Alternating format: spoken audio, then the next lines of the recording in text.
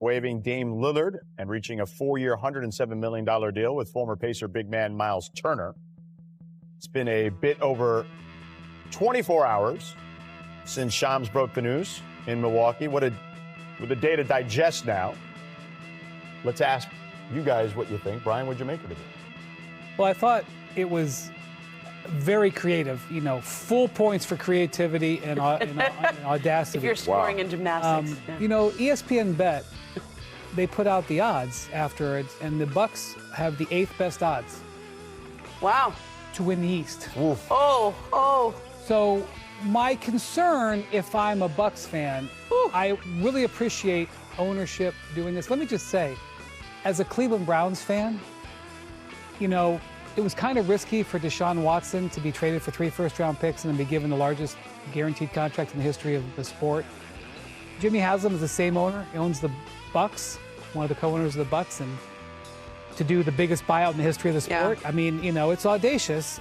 My concern for their forthcoming pitch to Giannis to want to be there long-term is that it didn't move the needle enough. And that's nothing against Miles Turner, who is an excellent player in his prime. It's the rest of the roster.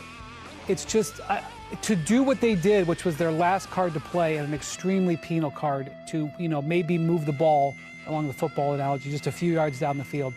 Yeah, I'm a little bit, squeamish about that. Well, I would say this. We look at rosters when you're in the front office in a 3-year window, especially under this collective bargaining agreement. You have to strategize not just for now, but for the future. When you're looking at it in a situation for Milwaukee, it's day to day. Yeah. That's how you have to do it. I mean, especially when you have a generational player like Giannis on your roster. Some people called it reckless. Some people called it desperation. I would have done it. Yeah. I would have done it. And you know what I would have said? Someone else can clean up my mess 3 years from now. Yeah. When I'm not here because Giannis just left. Yeah. That's what I would have said. And it's a huge number. It's $23 million that will never leave. It's not, we can't trade that player. Yeah. It's $23 million. Now, for the rest of the roster, that's going to be, we'll see what happens here, but you had to go out and do that. 5 years, $22.5 million, because they, as Brian said, there was no other rabbit in the hat to pull out. There was no other card to play. There was no draft picks that you were going to trade there. Well, Ramona, I'll tee you up then. Have they done enough in regards to ultimately keeping Giannis in Milwaukee? I mean, he's the only one who's going to know that, and my sense is, just from conversations around, I don't think anything will be decided on his end until August, September, because big deals or anything like that, whether he goes or stays, that kind of decision doesn't come till later in the summer. But for me, we have teams in the NBA right now, and they all have a choice. There's a new CBA.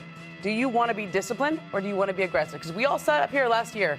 We were talking, the Philadelphia 76ers won the offseason. Right. What are the Clippers doing, letting Paul George go for nothing? Remember that? Mm-hmm. I think I tried to defend the Clippers a little, saying, look, it's a new CBA. The second apron is like winter is coming. They understood how serious it was. And guess what? The Clippers look pretty smart right now. They look pretty smart right now for being disciplined. But also, I know where Bobby is too. When you have a generational superstar, how do you sleep at night? If he leaves and you didn't do everything and you didn't play every card that you can play to try to keep that guy, even if it's not the best hand. They don't have the best hand. This is like, if you're a poker player, this is like Jack 10 offsuit. Yeah. Okay? But sometimes you hit a flop. Maybe they'll hit a flop. Maybe the price for Giannis would be too high. No one will want to do it. Maybe they can keep him through the trade deadline and they can go on a run. That's what you got to do. We'll see how it all unfolds for sure. I don't think, to your point, I don't think anyone really knows, but only Giannis will have to figure that out for us, and we'll see how that goes from there. But let's talk about Dame at this point and what the next steps are for him as he gets ready to return. Mark, you've been all over the reporting on Dame. What do you feel are some potential landing spots for Dame? Well, I don't have a bam or a boom, but I got a list. Okay, right. There we go. There you go. Let's go with a wild card. You want to throw a wild card? Sure, let's start with the wild card. I got a top 5. Okay. My wild card is the Blazers. Whoa! The Blazers, yes. Whoa! Dame has quietly gotten better graces with them. Okay. That's a move that's like probably your last resort. I just want to be home. I want to be close to my kids. I just want to rehab. It's easy. Training there right now? It's a wild card. It's not top 5. Top 5. Number 5. Celtics. The Boston Celtics. You know, there's another guy right there you just saw that Dame could rehab with. Yeah. In terms of the Achilles, they're good friends. If you think about it, 2 years from now, what is that team with Dame at point guard? They're a championship caliber team again. All right, number 4, your Los Angeles Lakers. Woo! I know Ramona's excited about that. How does it work? I don't know.